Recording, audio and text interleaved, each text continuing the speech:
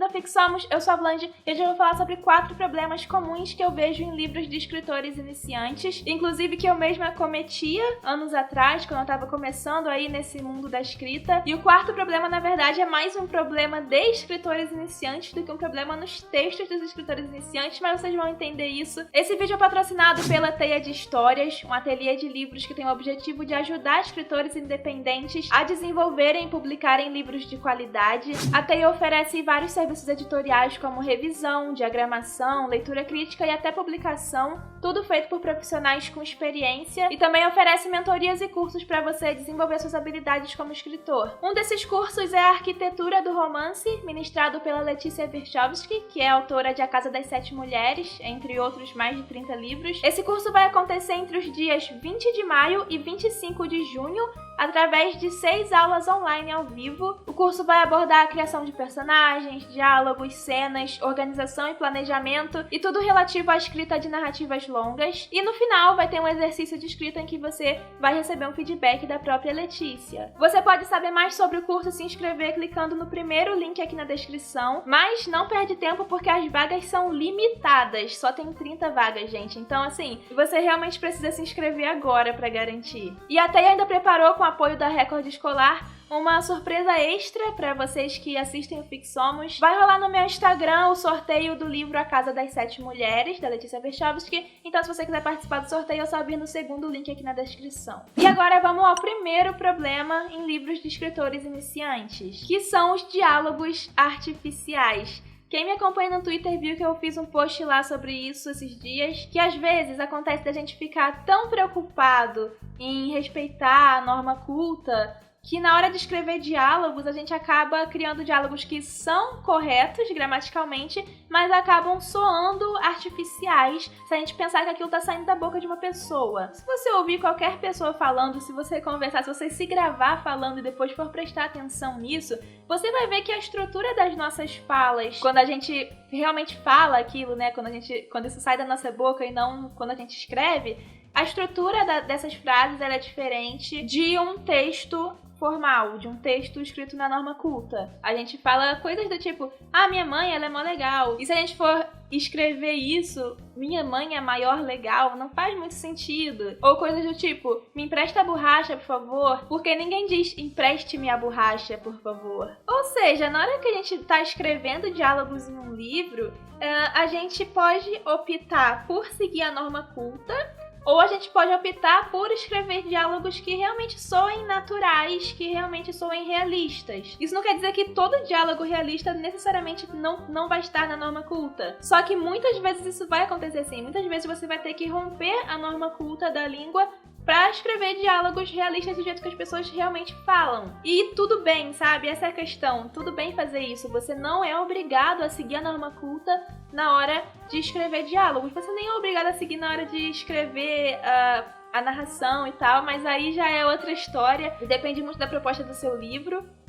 Mas na hora de escrever diálogos, eu acho que é muito mais importante você escrever como as pessoas realmente falam. Isso é muito mais importante do que escrever seguindo a norma culta, do que escrever um texto gramaticalmente correto nos diálogos. É possível que as pessoas se identifiquem mais com seus personagens se eles falarem do jeito que pessoas reais falam. Seu livro vai ficar muito mais fluido e vai ficar mais natural, vai ficar mais realista. Então você só tem a ganhar escrevendo diálogos que prezem mais pela imitação do jeito das pessoas de falarem do que pela correção gramatical. O segundo problema, comum em livros de escritores iniciantes, são os personagens com motivações fracas, ou personagens que simplesmente não têm motivação pra fazer o que eles fazem, não tem motivo pra fazer, né? Então o leitor, ele quer ler algo em que ele acredite, mesmo ele sabendo que é ficção. Dentro daquele universo ficcional, as coisas que acontecem tem que ser críveis, sabe? Tem que ser verossímeis, ou seja, as coisas que acontecem, elas têm que seguir uma lógica de causa e consequência e tem que seguir uma lógica de probabilidade, né? Então, por exemplo,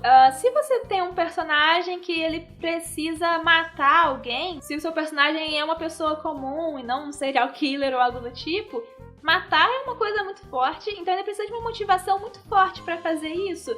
E se ele não tem uma motivação forte pra fazer isso, eu vou ler aquele livro, o leitor vai ler aquele livro e vai pensar, mas por que ele tá fazendo, sabe? Se isso é forte pra ele, se ele é contra isso, por que ele tá fazendo por uma coisa que não justifica? Então essa é a sensação que fica quando os personagens têm motivações muito fracas pra fazerem o que eles fazem. O interessante é você sempre pensar no que o personagem tem a perder e no que ele tem a ganhar fazendo alguma coisa. Principalmente se for uma coisa grandiosa, assim, no enredo, uma coisa muito importante no enredo do seu livro. Então, por exemplo, no Édipo Rei, uma tragédia clássica, o Édipo, ele precisa descobrir a verdade por trás do assassinato do pai dele pra poder exterminar a praga na cidade dele, onde ele é rei. Então ele vai fazer de tudo pra poder alcançar esse objetivo, porque ele tem muito a perder. O que ele tem a perder é a cidade. Então, se você quiser fazer o seu personagem, que é uma pessoa comum, uma pessoa que acha errado matar, se você quiser fazer ele matar alguém,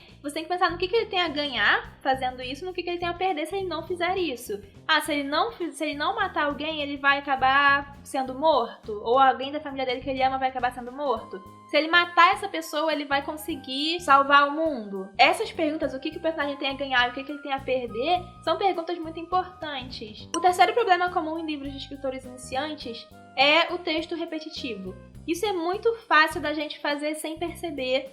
A gente pega uma informação e repete aquilo sem perceber às vezes. Então, por exemplo, o dia estava muito frio. Fulano estava com frio nas orelhas e por isso colocou um gorro. Então aqui, uma coisa muito simples que eu acabei de inventar, mas aqui a gente tá duas vezes com a informação de que tá frio. Porque se o fulano tá com frio, é porque o dia tá frio. E se o dia tá frio, então eu já entendi que o fulano botou o gorro porque ele tá com frio. Então não preciso dizer que o motivo dele botar o gorro foi porque ele tava com frio. Eu posso simplesmente dizer, o dia estava frio, fulano colocou o gorro para cobrir as orelhas. Ou simplesmente, o dia estava frio, fulano botou o gorro. Isso acontece também, por exemplo, muito em diálogo, na hora que você coloca aquelas passagens de narração no meio do diálogo. Então, por exemplo, sai do meu quarto agora ou eu te mato. Gritou fulano furioso. Ele odiava quando sua irmã ia para o seu quarto sem que ele deixasse. Eu tô colocando a fala do fulano, que ela, por si só, o leitor já entende que é uma fala de um tom furioso, porque ele diz, sai do meu quarto ou eu te mato.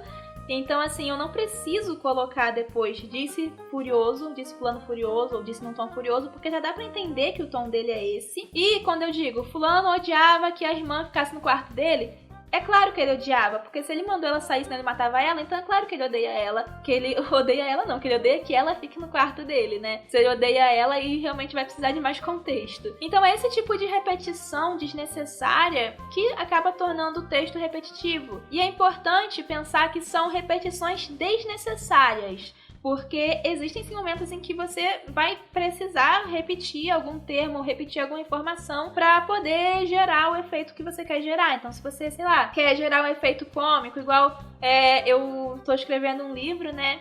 E recentemente, no capítulo que eu escrevi, eu coloquei assim, só bêbada mesmo pra você ficar feliz de me encontrar. Eu não tô bêbada, ela responde, bêbada. Porque eu quis gerar um tom cômico, assim, uma contradição no que ela tá falando e no que ela realmente tá. Então esse é um caso em que é uma repetição proposital para criar um efeito específico. Agora, o problema mesmo é quando você não tem o objetivo de repetir, você não quer que seu texto fique repetitivo, mas você acaba sem querer repetindo informações. Então a gente sempre tem que prestar atenção no nosso texto pra gente entender quando que aquilo ficou suficientemente claro e quando que a gente realmente precisa adicionar mais informação ou precisa reiterar alguma informação. Porque senão a gente vai acabar reiterando alguma informação que não precisa ser reiterada e o texto vai acabar ficando repetitivo. E o quarto problema, que, como eu falei, não é um problema nos textos de escritores iniciantes, mas é um problema de escritores iniciantes, de muitos escritores iniciantes, é a pressa para publicar. Eu sei que o sonho da gente, né, quando a gente decide ser escritor, a gente tem o sonho de publicar um livro. Só que a gente tem que estar muito preparado para publicar um livro antes de realmente publicar. Nosso livro tem que estar pronto para ser publicado, essa é a questão. Acontece diversas vezes de escritores terminarem seu livro, não revisarem e mandarem para publicação, seja publicação independente, seja por editora, seja por prestadora de serviço. E o resultado disso é que você acaba publicando um livro que às vezes tá com furo no enredo, tá com erro, tá com coisas que você realmente precisava passar por uma revisão para poder detectar aquilo e ajeitar. Todos os livros que ganham prêmio, que são best-sellers, que são publicados por grandes editoras, todos eles passam por várias revisões e várias edições antes de serem publicados. Aquilo não é o primeiro rascunho do escritor. Então, você que está começando a escrever e que quer muito publicar seu primeiro livro, você tem que pensar nisso. Para você ter um resultado bom, para você ter realmente um livro bom publicado, você não vai simplesmente chegar e publicar o seu primeiro rascunho do livro, a primeira versão. Seu livro vai precisar passar por várias revisões, tanto suas quanto de terceiros. Por isso que é importante ter outra pessoa para ler o seu livro. Porque às vezes um olhar de um terceiro vai conseguir detectar algo que você não conseguiu. E o negócio é que quando você publica um livro que não estava pronto para ser publicado, ele pode acabar tendo uma repercussão negativa, porque as pessoas vão ler, vão perceber que aquilo não estava pronto, vão perceber que aquilo tá com problemas e não vão querer ler, não vão querer comprar. Então, você vai acabar se prejudicando também. E aí, do que adianta você realizar o seu sonho de publicar um livro, mas acabar se frustrando depois, quando você poderia esperar mais? Paciência é uma virtude, assim, muito importante para quem é escritor. E eu sei que é chato ter que esperar para realizar nossos sonhos, só que se a gente quiser realizar esses sonhos de uma forma que realmente seja boa pra gente, a gente não pode ter pressa. Então, cuidem dos seus livros e deem o tempo que eles precisam pra amadurecer. Você vai ver que depois essa paciência vai valer a pena sim. Então, por hoje é isso. Se você gostou do vídeo, dá um like, se inscreve aqui no canal se você está chegando aqui agora, que esse é o maior canal de escrita do Brasil. Não esqueçam de olhar os links aqui na descrição e até a próxima!